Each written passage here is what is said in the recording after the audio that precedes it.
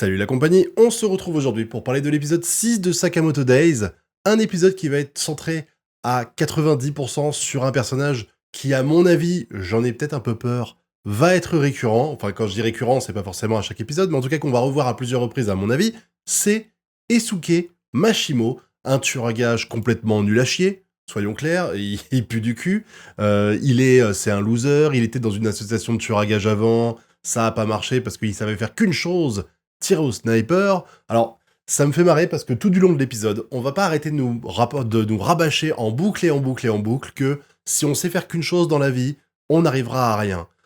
J'ai envie de dire non en fait. Parce que si c'est un tueur à gages qui peut taper toujours à distance, quand on voit à un moment donné, il y a un flashback où on voit ce qui s'est passé, il est là à se battre au corps à corps avec les gens, c'est complètement débile. Vu la qualité de son snipe, peu importe ta cible, peu importe ce qui se passe, si jamais t'as besoin de plusieurs personnes, t'en envoies 3-4 sur place pour se battre au corps à corps, et t'as lui qui se positionne derrière, bien placé, pour pouvoir sniper les autres. Et ça paraît évident que fonctionnerait comme ça, c'est le but. Ça me fait penser un peu à Solo Leveling, vous savez, où un des personnages du groupe B a expliqué récemment que, en fait, ce qui était intéressant, c'était de partir en groupe avec des gens qui comblaient vos défauts. Donc partir, quand t'es tout seul, en tant que tueur à gages tout seul, c'est peut-être compliqué d'être sniper. Et encore, là, s'il avait voulu le tuer à distance, au lieu de venir comme un glandu, parce que ça aussi, on peut en parler, au lieu de venir comme un glandu dans le supermarché, enfin dans le supermarché, dans l'épicerie de Sakamoto, il serait resté à distance à attendre qu'il passe, il l'aurait fusillé quand il était dans la rue, de loin, là, c'était réglé, au lieu d'arriver.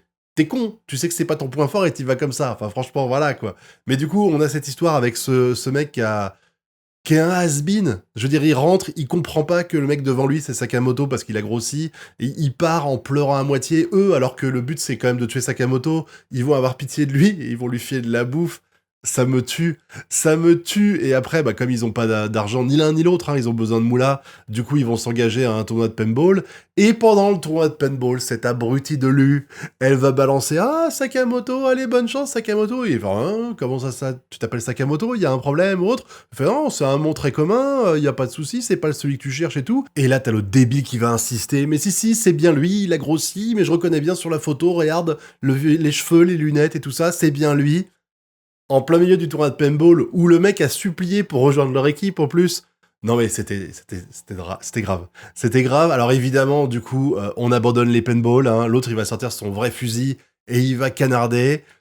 On a de la chance qu'il tue personne, hein, mais du coup, il se bat bien, hein. Enfin, il se bat bien, il tire bien au pistolet, à deux, trois reprises, il est quand même pas loin de buter Sakamoto, donc GG à lui, hein. D'ailleurs, Sakamoto reconnaît ses talents, il dit que c'est le meilleur sniper qu'il ait jamais vu, et puis bon, bah, comme on est dans du burlesque, forcément, Sakamoto, il va ramasser un caillou à un moment donné, et il va lui balancer comme ça, et bim, il va défoncer son snipe, quoi. Ils vont malgré tout, alors qu'ils sont en plein milieu, en fait, ils vont réussir à battre lui et gagner le tournoi de paintball en même temps. YOLO. Et du coup, bah, ils vont regarder la récompense, ils vont lui filer une pièce, histoire de dire t'as participé, donc t'as mérité une pièce. Je pense qu'il s'attendait à mieux, mais comme il le dit, avec les ricochets des balles, ça détruit le quartier, donc il va falloir repayer. Et même Sakamoto, d'ailleurs, qui espérait se servir de la récompense pour améliorer son épicerie, pour payer des trucs et tout ça, bah finalement, il dit, bah l'argent, il a servi uniquement à réparer. Alors qu'il y est pour rien, lui, c'est la faute de l'autre blaireau, il y est pour rien. Voilà. Bon, c'était un épisode qui était globalement sympa. Voilà, bon, j'en parle vite, hein, c'est une petite review, hein, mais voilà. Il était sympa l'épisode, je suis d'accord, j'ai beaucoup aimé. Euh, je trouve quand même que le personnage là, c'était marrant un épisode. Mais je suis sûr qu'on va le revoir.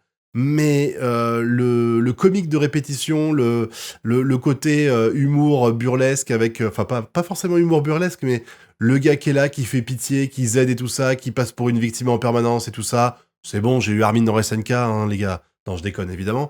Mais ce que je veux dire par là, c'est que il y a un type d'humour qu'on peut me répéter, il n'y a pas de souci. Mais lui, je vais avoir un peu du mal si on le revoit à plusieurs reprises. Je sais pas ce que vous en pensez, mais j'espère quand même ne pas le revoir très souvent. J'avais qu'une crainte à un moment donné, c'était que quand on arrive à la scène de fin où ils sont dans l'épicerie, il soit là avec un tablier lui aussi. Je sais dire, oh putain, surtout pas, surtout pas, surtout pas, surtout pas. Et heureusement, ça n'est pas arrivé. Parce que je trouve que le tandem est plutôt bon, là. Leur groupe, le Sakamoto qui fait un peu le mec qui parle jamais, qui est badass, qui a du flow malgré qu'il ait pas un physique qui lui permettrait d'avoir du flow en théorie.